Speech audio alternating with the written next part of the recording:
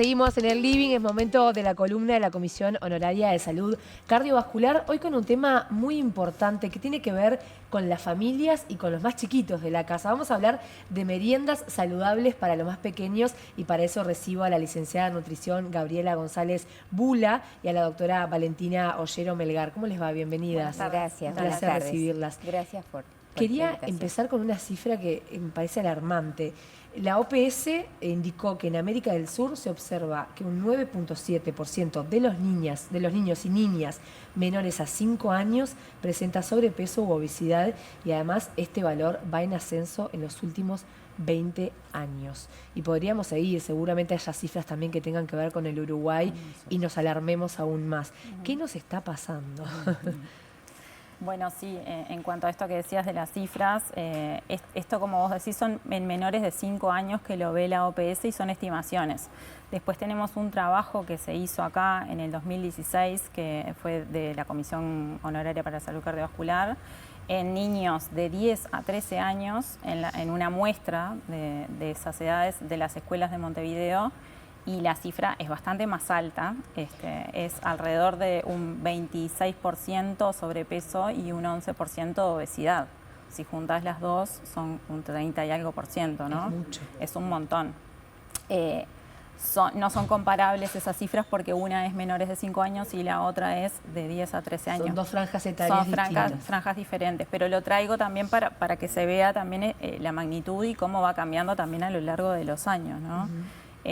Y bueno, por supuesto que nosotros lo traemos este dato hoy, te lo comentábamos ahora fuera de cámaras, porque justamente eso, nos parece desde la comisión que es súper importante empezar a trabajar cuanto antes en esto que son los hábitos alimentarios saludables en nuestros niños, justamente para esto, para evitar estos factores de riesgo cardiovascular que nos llevan más adelante en la edad adulta a enfermedades cardiovasculares y que con estos cambios en los hábitos nosotros podemos prevenir y hacer un montón. Entonces, cuanto antes empecemos a inculcarlo en nuestros niños, mejor va a ser, ¿no? Es importante ese punto, porque cuando uno piensa en salud cardiovascular, no piensa nunca en niños, ¿no? Piensa en algo de gente grande, ya casi hasta el fin de la vida, ¿no? Una vez que estoy, bueno, que soy adulto y ya cometí un montón de errores y me tengo que hacer cargo desde la perspectiva de salud de mi situación, y en realidad hay que apostar todo a la infancia, ¿no? Y sobre todo en la nutrición hay como un momento clave que va a definir el futuro. Sí, sin duda. De la alimentación y la correcta nutrición va a depender todo el desarrollo y todo el crecimiento de ese niño, ¿no? Entonces, es nuestra obligación, es el derecho del niño a tener una alimentación adecuada, que lo podemos mirar desde esa perspectiva y tenemos mucho para hacer y para enmendar, porque no estamos permitiendo que los niños tengan ese derecho pleno, que es una alimentación adecuada, que los nutra y que los proteja de las enfermedades a futuro vinculadas al estilo de vida, no solo con la alimentación, con la actividad física, uso de pantallas, el humo del ambiente. Todos esos derechos los tenemos que proteger en los niños y cuanto antes mejor, porque así no podemos estar hipotecando la salud presente del niño y esa salud futura, porque como tú decías, antes veíamos a las enfermedades cardiovasculares y sus factores de riesgo como la diabetes, la presión elevada, como del adulto mayor o después de los 40 o más. Ahora se ve que hay cada vez diabetes mellitus tipo 2 antes en los más jóvenes. En este trabajo que mencionaba la doctora, había niños con cifras elevadas de presión arterial, o sea, no esperadas para su edad, o estaban directamente hipertensos, sin síntomas, pero ya tenían esto. Y esto se asociaba muchísimo más con el sobrepeso y la obesidad. Entonces, el tema de cuidarlos en la alimentación, vamos a estar previniendo un futuro saludable, ¿no? Y además evitando trastornos ya presentes, ¿no? Gabriela, te iba a preguntar de tu experiencia en el consultorio, con el paciente en general. Si uno le enseña al niño, ¿no?, que las opciones de alimentación son variadas, son diversas, siempre tener verdura, tener fruta, ¿cuánto realmente adquiere esos comportamientos? O sea, no sé si lo tenés en porcentaje, pero si yo educo a un niño de entrada en este sentido, ¿cuánto va a mantener esos hábitos? bueno, esa educación tiene que ser parte también de el sistema es un sistema alimentario, o sea que no solo con esa educación o con lo que pasa en la casa o en la escuela vamos a lograr esos cambios, ¿no? Tenemos que entenderlo más sistémicamente. Ajá. Entonces, es siempre importante que la educación alimentaria esté, ya sea en la consulta, pero lo mejor es que esté incorporada a las habilidades cotidianas. Y sí, claro que aprenden, y aprenden enseguida. Y sobre todo si se los involucra, ya sea con la producción y esto de la huerta escolar y de tener ¿no? un jardincito con hierbas aromáticas, ya es educación y ya los predispone a probar, a cocinar más también, y cuando cocinan más y los invitamos a la cocina, y puede ser una actividad ahora de fin de semana de vacaciones, y a planificar de repente las meriendas para cuando empiecen las clases. O sea, no es solo lo que comemos, sino es la rutina, lo actitudinario, lo adquirido. Y aquello que los pueda seducir, porque estamos abrumados, ¿no?, de publicidades y de un montón de productos que son muy atractivos, y que, bueno, tenemos que contrarrestar esto dándole valor al tiempo compartido, valor a elegir juntos o a tomarle el aroma a las frutas de repente, ¿no? Bien. Entonces, que eso sea valioso, para las familias y para los niños. Ni que hablar de lo emocional, ¿no? Cómo impacta todo eso, ¿no? Ese contacto. Doctora, pensaba también, ¿no? A veces el sobrepeso y la obesidad está como minimizado en las familias uruguayas. No lo vemos como un problema, incluso a veces ni siquiera sabemos que lo tenemos. ¿Cómo funciona el sistema de salud?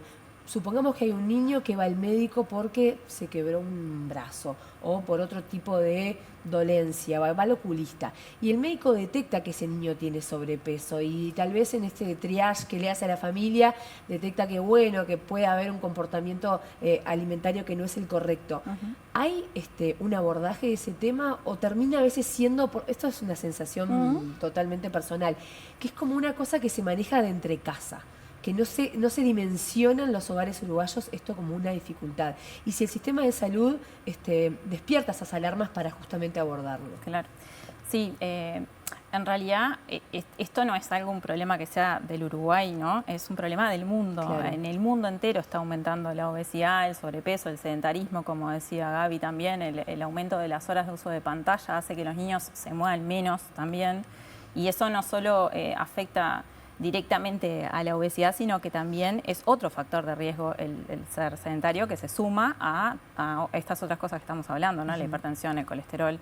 En una consulta, como vos preguntabas, no sé, con el oftalmólogo o con otra cosa, tal vez no sea el momento más adecuado, pero sí existen, por suerte los niños tienen pautados los controles que depende de la edad que tengan, pero en general cuando son mayores de un año ya es un anual. Entonces en esos controles se los pesa, se los mide y se calcula lo que se llama el índice de masa corporal y se coloca en tablas, y en esas tablas ya se ve si hay un exceso en ese peso o una correlación negativa, digamos, en cuanto a su talla-peso, ¿no? Es como viene, además. Exacto, sí. como vienen esas curvas de crecimiento, porque a veces pueden haber momentos que esté un poquito más, un poquito menos, pero bueno, esos son detalles como más finos, pero generalmente eso se ve en las consultas de control con pediatra o con médico de familia, y ahí se aborda directamente en la consulta, se le pregunta a los pacientes, a la mamá, al acompañante, al papá, a quien sea que esté ahí, y al niño mismo, bueno, cómo se alimenta, cómo come, qué le gusta. Y por supuesto que después existen en los determinados servicios de salud formas de hacer seguimiento. En algunos hay policlínicas, por ejemplo, específicas de obesidad, donde se trabaja en conjunto con nutricionistas, psicólogo, endocrinólogo, porque la obesidad en el niño genera muchas más cosas que solamente la obesidad o el sobrepeso, ¿no? Como decíamos en este trabajo que nombraba Gaby de la correlación entre sobrepeso, obesidad e hipertensión, que se vio que había una relación directa entre ellos, y que los que tenían sobrepeso o obesidad tenían mucho más chance de desarrollar una hipertensión. Perdón. También se ve que a estos niños que tienen obesidad o sobrepeso hay que controlarles, por ejemplo, el colesterol, la glicemia, porque todo esto se puede ver afectado. No quiere decir que siempre que tengan sobrepeso o obesidad lo vayan a tener, pero hay que buscarlo, y si lo encontramos hay que tratarlo. Claro. ¿tá? supongo que no serán todos los casos, pero a veces también el tema de la alimentación tiene que ver con una situación emocional, ¿no? Una dependencia de la comida, puede tener que ver con la ansiedad. Eso también se trabaja multidisciplinariamente. Claro. Veo que entre ustedes sí, pero digo, si el factor emocional también se pone en juego. Sí, sin duda. Cuando se aborda un niño, generalmente en este tipo de policlínicas, estoy hablando son policlínicas específicas que en general en casi todos los servicios se derivan, se hacen como interconsultas y se trabajan en conjunto justamente por esto. Tampoco es que siempre esté relacionado lo emocional con esto. La mayoría de las veces tiene que ver con lo conductual y con lo que nosotros hacemos en nuestra familia misma, ¿no? Con nuestras rutinas como adultos que, como decía Gaby, como preguntabas tú, ellos absorben lo que tienen alrededor. Entonces, si nosotros todos los días incorporamos a nuestra dieta frutas, verduras, meriendas más saludables, no vamos directamente a comprar el paquete de galletita, o en casa ya sabemos que, bueno, que estas cosas se comen en determinados momentos y no siempre, ¿no? Ellos mismos lo identifican. Claro. Digo, a mí me pasa en mi casa con mis niñas que ya saben y me dicen, esto no es saludable. Claro. Y ellas mismas se les ocurren ideas de cosas para llevar de meriendas, que justo hoy hablábamos con Gaby. A veces es más fácil de lo que pensamos, ¿no? Con los niños. Sí. Quieren súper rápido. Sí, y hacerlos partícipes de esto, de las comidas, de las meriendas, de que ellos vean y estén cuando nosotros cocinamos, de que participen en la cocina, de que prueben cosas diferentes, de que vayan viendo qué es lo que les gusta y qué no, o negociar. Por ejemplo, no sé, capaz que yo te doy la manzana y te la mando así como merienda, vos me decís, qué aburrido todos los días una manzana. Pero capaz que te la doy cortadita y te la mezclo con otra, capaz que con mandarina o con otra de otro color, que según la época del año, no sé, le meto unas uvas o... Ya eso es diferente y al niño le llama la atención porque lo que le llama la atención son los colores. Exacto. Son las texturas diferentes. Entonces, esto con lo que trabaja la industria, muchas veces para llamar la atención, lo podemos usar nosotros también, ¿no? Bueno, quiero aprovechar que está Gabriela y que nos tire algunos tips, ¿no? Para todos aquellos que están mirando. ¿Viandas saludables son solamente las frutas o podemos también sumar otras cuestiones? No. Y además hoy las viandas no son solamente la merienda. Hay niños que van todo el día al colegio. Sí, por eso. Viandas es un tema y bueno, muchas veces responde a una comida completa y eso de repente lleva a otro... Hay que estar en un programa entero. Sí, casi. Pero si nos centramos en meriendas, no necesariamente es solo las frutas. Las frutas es como el cantado que viene a suplementar de repente un desayuno que fue medio a las corridas, entonces lo terminamos de balancear con esa fruta media mañana. Pero antes que eso, aclarar que si el niño desayunó bien y a las 12:30 está almorzando, no necesita esa merienda probablemente, ¿no? Esto de que está instalado la merienda tal vez como algo más social, pero resultó que esa merienda es una bomba de calorías, de grasa, de azúcar, de sal que no necesitan. Entonces, primero colocarnos en eso, bueno, cuestionarnos realmente, ¿es mejor tener un desayuno o que sirva como un complemento? La fruta nos viene bárbaro, en este momento las mandarinas están y son fáciles de llevar y son muy ricas. Pero hoy, hablando con Valentina, mirá la idea bárbara que tuvo. No fui yo. Bueno, fue mi hija. ¿Viste? Los niños son lo máximo. Que encantada con esto de investigar, vio que el maní venía con su cáscara y le resultó muy divertido llevar el maní con su cáscara horneadito, ¿no? Cocido, por supuesto, y pelarlo. Y bueno, al final creo que toda la clase terminó compartiendo que es maní, que es un producto mucho más nutritivo que cualquier envasado, que viene en su envase natural. Y que les gustó a todos y nutricionalmente es mucho más rico y no es algo costoso, porque no estamos hablando ni de ponernos a trabajar horas ni de entrar en cuestiones costosas. Y ahí se incluyó lo lúdico también, así que cierra por todos lados. Fíjate qué golazo fue. Sin sal y bueno. Queda el tip del maní para todos. Es valiosísimo. Sí. La Comisión Honoraria de Salud Cardiovascular está trabajando fuertemente en este tema y también utilizando sus redes sociales, sus recursos, sus medios, además de esos profesionales, para poder incentivar. Están con una campaña linda sobre el tema. ¿Dónde la podemos ver? Sí, la campaña que nosotros estamos trabajando desde junio es una campaña de alimentación saludable, que es más en general, no está enfocado específicamente en los niños. Tenemos recursos de todo tipo para todas las edades, pero más enfocado a la población media, adulta, joven. Bien. pero tenemos en todas las redes circulando, en Instagram, Facebook y Twitter. Y después ahí, si entran al Instagram nuestro o al Facebook o al Twitter, aparece un Linktree, que es un link que los lleva directo a otros lugares donde hay más materiales para poder verificar.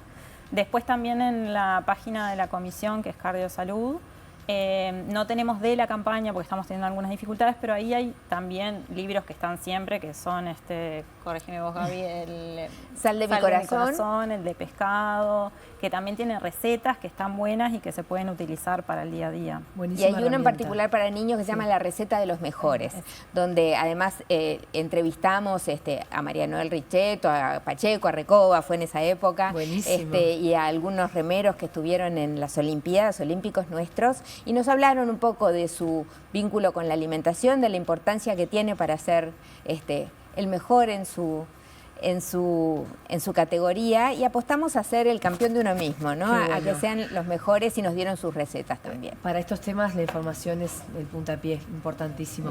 Licenciada en Nutrición Gabriela González Bula y la doctora Valentina Ollero Melgar, gracias por la visita. Muchas gracias a ustedes. Muy interesante todo lo que contaron.